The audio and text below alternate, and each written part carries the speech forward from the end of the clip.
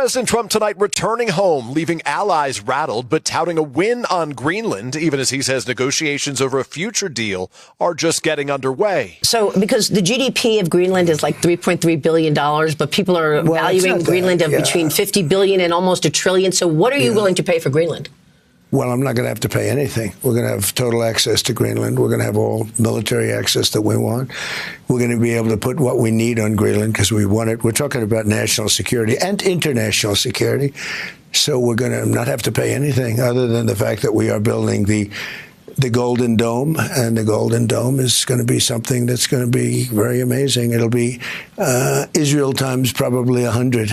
What if I told you that Donald J. Trump, NATO, and Greenland just rewired global power, and it didn't even take 24 hours? Because this is exactly what just happened. In less than a day, President Donald J. Trump, now serving his second term as president of the United States, walked onto the global stage, confronted NATO, froze tariffs that were supposed to detonate, and suddenly the conversation around Greenland, the Arctic, and global defense shifted fast. Not next week, not after months of negotiations, immediately. And here's why that should matter to you. For years, you've been told America is declining, that our allies don't listen, that global institutions run the show. But in under 24 hours, NATO recalculated, France flinched, and BRICS started posturing, not because of a war, not because of troops on the ground, but because leverage was applied where it actually hurts. This isn't just about ice and maps. This is about money, power, trade, and who controls the rules when things get serious. Now, most people are completely missing what actually changed here and why it happened so fast. So tonight, I'm gonna go ahead and walk you through what NATO didn't expect, why Greenland was the pressure point, and how one move forced the entire board to reset. Because when the world blinks in under 24 hours, that's not diplomacy, that's dominance. Drop a like, be sure to subscribe. Okay, so here's the part that most people are missing. The headline isn't Greenland. The headline isn't tariffs. The headline is time. When something reshapes alliances in under 24 hours, that tells you where the real power lives. Now, this wasn't months of back-channel diplomacy. This wasn't years of slow consensus. This was compression, and compression forces mistakes. Global institutions survive on delay. They drag things out, they bury decisions in committees, and they wait for pressure to cool. What happened here blew that model right up. By moving fast, Trump denied NATO and European leaders the one weapon they rely on most: time to coordinate a response. This is why recalculation happened immediately,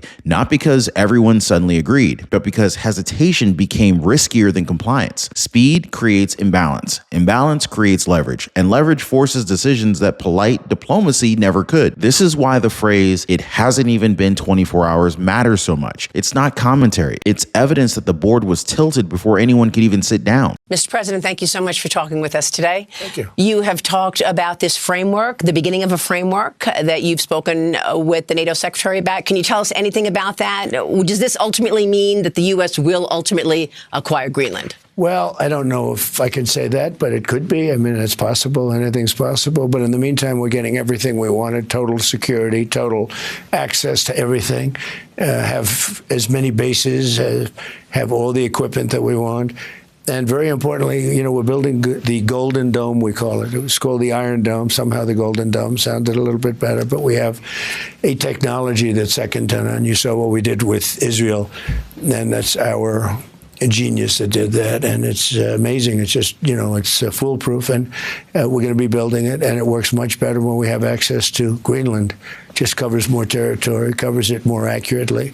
Missiles will be more accurate by having it. It's very important strategically as a piece, and we will have everything we want. We're getting everything we want at no cost. Now, I want to get real precise here, because this is where misinformation fills the gaps. There was no annexation. There was no flag planting. What emerged was a framework, and frameworks are often more powerful than formal treaties. This one here centers on access, defense coordination, and long-term infrastructure influence in Greenland, with Denmark still formally involved. Now, the key shift is practical control, not legal ownership. Who secures the territory? Who builds the systems? Who integrates defense? Those answers matter more than lines drawn on a map. By establishing coordination through NATO channels, the United States positions itself as the indispensable security provider in the Arctic. Again, Mark Rutte's role here is critical. His language made it clear that this wasn't resistance, it was accommodation. Greenland becomes protected, NATO avoids a fracture, and tariffs get frozen, not removed, preserving leverage. That's not a retreat. That is a holding pattern that favors the side that's already in motion. Now, moments like this, they don't just shift geopolitics. They expose something that a lot of people avoid thinking about. Now, if you're over 40 and you're planning to retire someday, the window to protect what you've already built may be a lot smaller than you already realize. When power moves fast, like what we just saw, markets follow. And when markets follow, portfolios feel it. Here's a question most people don't ask soon enough. Is your portfolio actually built for what's coming next? Now, as retirement moves from someday to on the horizon, protection becomes just as important as growth. This is why I partner with Noble Gold Investments. They help investors reduce risk by adding physical gold and silver, assets that don't depend on political promises or central banks getting it right. Now, if you want to learn how that works, go to RonYatesGold.com. There's a link down below. Click that link right now. That's RonYatesGold.com. All right, so let's keep moving because this is where NATO had no choice but to blink. So here's where the leverage snaps into focus. NATO didn't blink because it wanted to.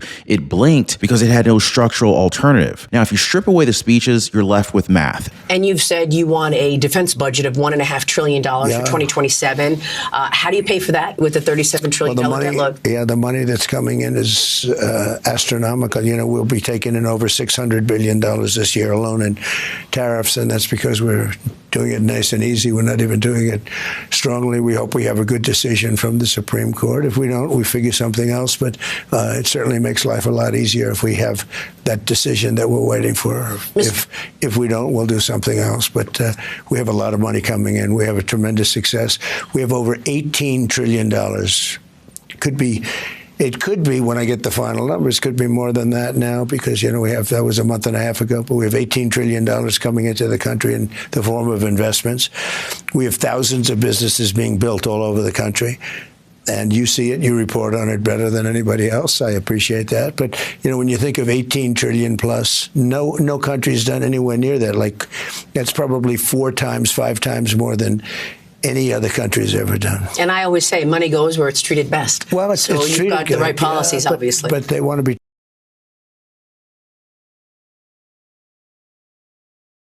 The United States under Donald J. Trump covers a disproportionate share of NATO's defense burden, especially in high-cost theaters like the Arctic. Europe simply just doesn't have the lift, the logistics, or even the readiness to secure Greenland without U.S. involvement. And Arctic reality makes this even worse. Distance, climate, even infrastructure requirements explode the costs. So what are we talking about? An acquisition of Greenland? Are you going to pay for it? I mean, we're talking about it. It's really being negotiated now, the details of it, but essentially it's total access. It's there's no end. There's no time limit. We're not doing a 99 or a 10-year or anything else, you know, the famous 99-year deals that you hear about, because countries can't do it for that. Countries go on longer. And so I think it's going to be something that's very well, already it's being reviewed very well. Well, I noticed the stock market went up very substantially after we announced it. But the details are being negotiated now. It'll be very good. This is why Mark Rutte shifted the tone so quickly. A drawn-out dispute risked exposing NATO's weakest flank in real time. So once that vulnerability is public, deterrence collapses. NATO chose cohesion over pride, and it did it real fast. Now, this wasn't surrender. It was triage. When the bill comes due and only one ally can pay for it, well, the decision gets made for you. This is where the narrative flipped, and a lot of people got it wrong. Freezing tariffs is not the same as abandoning them. Trump kept the weapon loaded, and he simply took his finger off the trigger. Now, that part matters. Once tariffs go live, leverage is spent. But when they're frozen, leverage compounds. So by pausing escalation, the United States avoided hardening opposition inside NATO while keeping every option intact. Allies could de-escalate without losing face, but they knew that the pressure could resume instantly. Now, that uncertainty is the point. It forces compliance without collateral damage. This move also boxed in the critics. If Trump pushes tariffs immediately, he would be blamed for economic fallout. By freezing them, he forced NATO to act first, and they did. This is how you corner institutions built on consensus. You make delay more dangerous than agreement. So this is where the pressure really found a crack. Emmanuel Macron, he didn't panic because of Greenland. He panicked because France is uniquely exposed when trade threats become specific. Wine and champagne, they're not symbolic exports. They're economic pressure points. If you add in pharmaceutical pricing disputes, and suddenly France is staring at a double-digit hit. Prestige industries and cost controls both under threat. They can't handle all that. This is why this response wasn't defiance, it was agitation. France relies very heavily on U.S. market access while simultaneously positioning itself as a moral counterweight to American power inside Europe. Now, those two things collide the moment that the tariffs are on the table. Macron's posture couldn't hold because the math just didn't back it up. So when Trump floated tariff escalation, France became the test case, and everyone else in Europe noticed how fast the tone changed. So here's where this gets bigger than the headlines. Greenland isn't valuable because it's cold. Valuable because it sits right at the intersection of rare earth minerals, AI supply chains, and even missile defense geography. These are not future concerns. They are current choke points in global competition. So the Golden Dome will be on Greenland? A piece of it, yes, and it's a very important part because it's everything comes over Greenland. If the bad guys start shooting, it comes over Greenland. So we knock it down. It's pretty infallible. It's amazing. You know, Ronald Reagan had the idea a long time ago, but we didn't have any technology at that point. The concept was great, but there was no technology. Now we have unbelievable technology. I mean, virtually 100%. And we need it. I think we need it. And it's all going to be made in the United States. We have the best weapons in the world. We have the best companies in the world.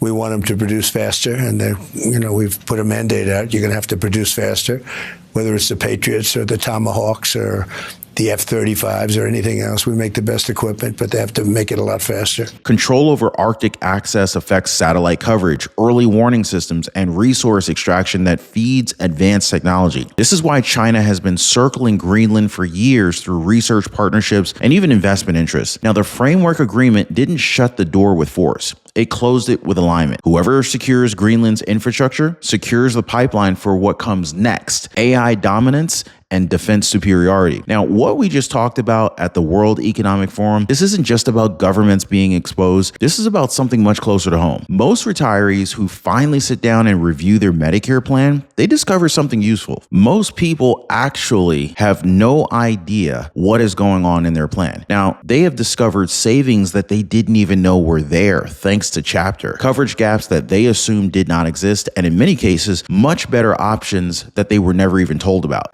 The uncomfortable truth is this: no one wants to be the exception who didn't check and then ended up paying the price later. This is exactly why I partner with Chapter, guys. They're not tied to one insurance company, and they do not push plans that don't fit. They simply help you to understand what your Medicare actually covers, and more importantly, what your Medicare plan doesn't cover before it becomes a problem for you. Now, most people, they already made the safe choice. Most people are already dialing the phone number at the bottom of your screen right there, 909-563-8279, or they're visiting askchapter.org/Ron. All right, so let's get back to what happened next, because while global leaders were posturing on stage, BRICS was making noise behind the scenes. Now, this didn't happen quietly by accident. World Economic Forum was the biggest stage because this is where narratives are usually controlled. Closed rooms, scripted panels, carefully managed consensus, and this is exactly why Donald J. Trump chose to confront leaders there publicly. Public pressure changes narratives. When disagreements stay private, institutions stall. When they go public,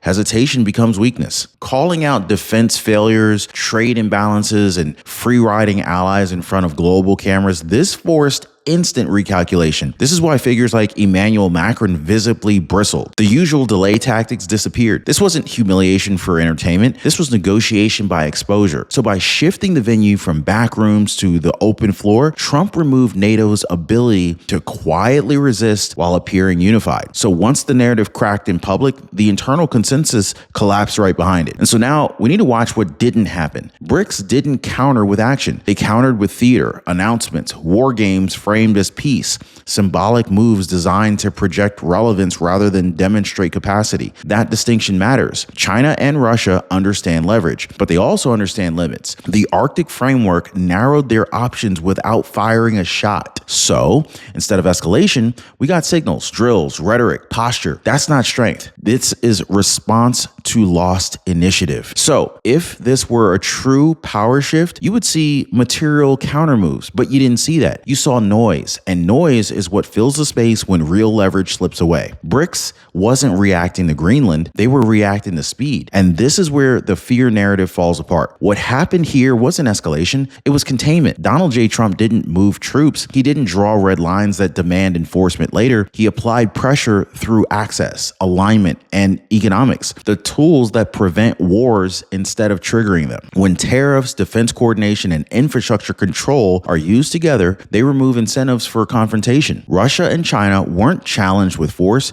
they were boxed out of opportunity. Now that matters. Wars usually start when access is ambiguous and lines are unclear. This framework did the exact opposite. It clarified who secures Greenland, who coordinates Arctic defense, and who sets the rules without a single boot on the ground. This is deterrence through inevitability. NATO stays intact, Europe avoids humiliation, rivals lose leverage quietly. That's not chaos. This is conflict prevention, even if it made headlines look dramatic. So here's the real big distinction that most analysts miss. Maps don't define power, logistics do. Greenland didn't change flags, but control shifted in every way that matters. Defense coordination, infrastructure development, even security integration now run through the United States, with Denmark formally intact but practically aligned. Now, this is how modern influence works. You don't annex land, you anchor system. Whoever builds the radar, protects the routes, and finances the infrastructure owns the outcome. This is why rivals were boxed out without confrontation. The deal didn't redraw borders, it redrew dependencies. And once dependencies shift, reversing them becomes nearly impossible. This is why the reaction was so fast. It was also why the recalculation happened in under 24 hours. Now, here's the emotional truth underneath all of this. Speed terrifies systems that are built on delay. Global elites, especially those that are clustered around places like the World Economic Forum, they depend on process, procedure, and endless negotiation cycles to maintain control. What happened here ripped that safety blanket away. When Donald J. Trump forced outcomes in under 24 hours, this exposed exactly how fragile those systems really are. No committees, no years of talks, just pressure, clarity, and decisive movement. This is why reaction felt panicked. It wasn't about Greenland alone. It was about the realization that the old playbook doesn't work anymore. Once bureaucratic delay stops being a shield, power reverts to whatever is willing to move first. And this is the part that just keeps global elites up at night. The clock is no longer on their side. And so now comes the quiet part. NATO can posture, sure. It can issue statements. It can even talk about ongoing discussions. But here's the reality. Recalculating after you've already blinked is exponentially harder than resisting at the start. Once dependency shift, once defense coordination, infrastructure, even leverage align around the United States, backing out becomes costly, politically, economically, strategically. This is why this unfolded so fast. This is also why it's very unlikely to reverse quietly. So this wasn't chaos. This was sequencing. Move fast, freeze leverage, force alignment. Then let everyone else explain why they didn't see it coming. And this is the real takeaway. And it hasn't even been 24 hours. And the world already adjusted.